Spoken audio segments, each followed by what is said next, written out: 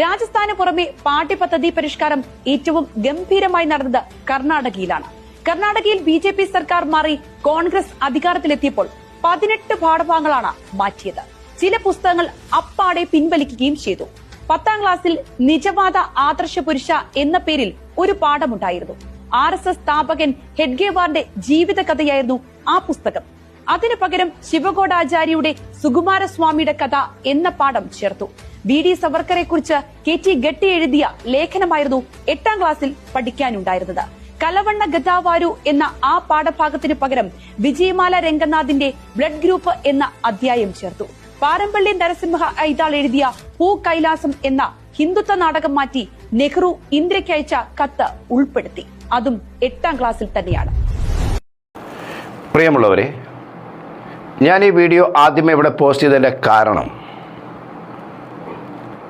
PM Shri വിദ്യാഭ്യാസ programme എഡ്യൂക്കേഷൻ്റെ ഭാഗമാണ്. കേന്ദ്ര ഗവൺമെൻറ്റിൻ്റെ വിദ്യാഭ്യാസ നയത്തിൻ്റെ ഭാഗമാണ്. കേരളത്തിലെ ഭരിക്കുന്ന മുന്നണി സംവിധാനങ്ങൾ PM ശ്രീയെ കൈനീട്ടി സ്വീകരിച്ച വാർത്ത നമുക്കെല്ലാവർക്കും അറിയാം.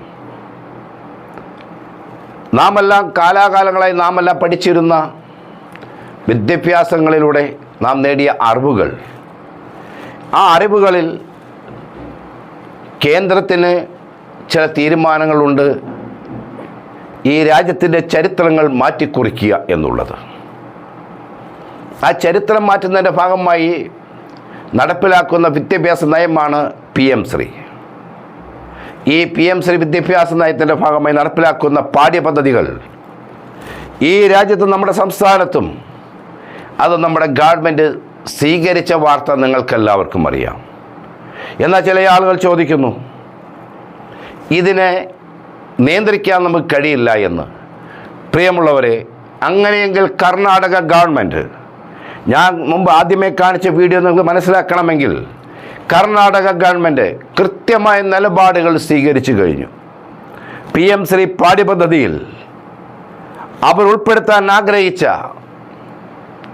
ഈ രാജ്യത്തിൻ്റെ ചരിത്രത്തിന് തീരാ കളങ്കമായി മാറേണ്ടിയിരുന്ന ചരിത്ര പുരുഷന്മാരെ വെട്ടിമാറ്റിക്കൊണ്ട് ചില ആളുകളുടെ കഥകൾ ഉൾപ്പെടുത്തിക്കൊണ്ട് ഈ രാജ്യത്തിൻ്റെ ചരിത്രത്തെ വികലമാക്കാൻ ശ്രമിച്ചപ്പോൾ തൻ്റെ ഇടത്തോടുകൂടി, ആർജവത്തോടുകൂടി, ആളത്വത്തോടുകൂടി ഭരിക്കുന്ന ഒരു രാഷ്ട്രീയ കക്ഷി, കർണാടക സംസ്ഥാനത്തെ രാഷ്ട്രീയ കക്ഷി ഭരിക്കുന്നത് കോൺഗ്രസ് ആണ്.